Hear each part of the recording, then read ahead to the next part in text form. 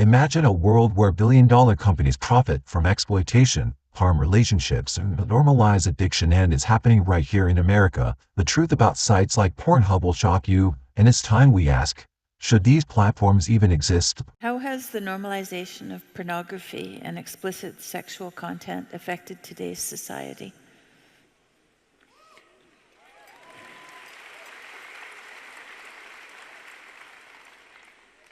Well, I'll tell you something that you might not know. This is quite interesting. So, I studied antisocial personality for a long time, mostly at McGill, although I kept, so that was for about 7 years. And then I kept my hand in the literature for decades after that. And I studied male antisocial behavior and female antisocial behavior. The patterns they overlap, but they have their distinctions. And I know there's a constellation of symptoms, so to speak, that make up criminal behavior and its precursors. And the essence of criminal behavior is predatory parasitism. And so that's really the definition of psychopathy. So a predator is obviously someone who will take from you what is yours. And a parasite is someone who will manipulate you into working for their advantage. And a predatory parasite is a psychopath. And then you can decorate the psychopathy in various ways. So if you're an extroverted parasitic predator, then you're a charming psychopath. And if you're an extroverted, non-neurotic predatory parasite, then you're a fearless, charming psychopath. And that would make you a movie villain. Right? Because the psychopaths that you see portrayed as supervillains in some sense are extroverted, non-neurotic, so fearless, predatory parasites. And they have the same charm that a cobra has.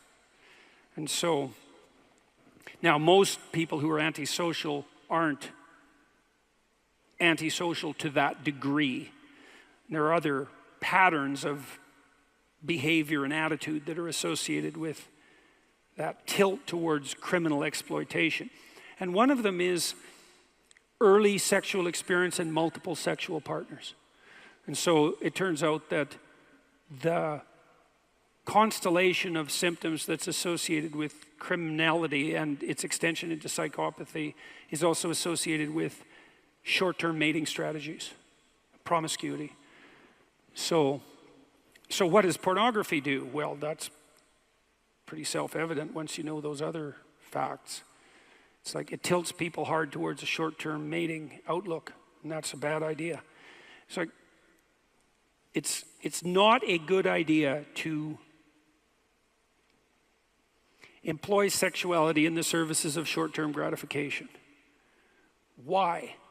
Because short-term gratification is a bad strategy. Why?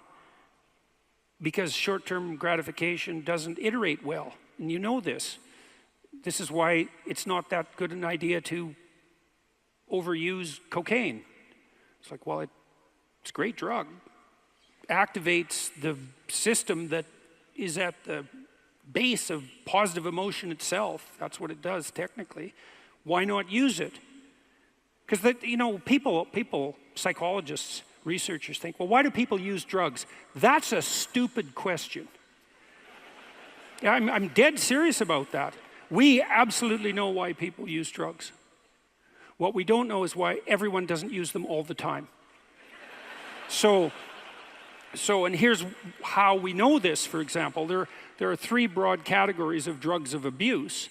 There's the anti-anxiety drugs, alcohol, barbiturates, and benzodiazepines.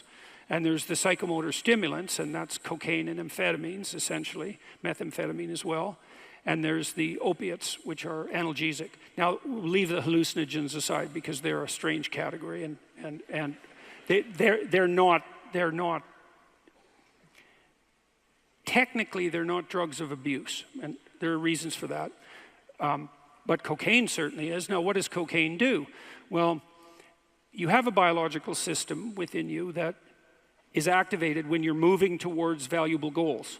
And the subjective experience of activation of that system is positive emotion, it's enthusiasm, it's engagement, it's the sense that you're doing something vital and meaningful.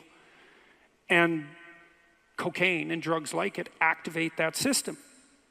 So it's no mystery at all why people will use cocaine.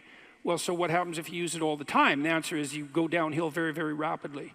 And short-term impulsive hedonic gratification is not a strategy that iterates well across time.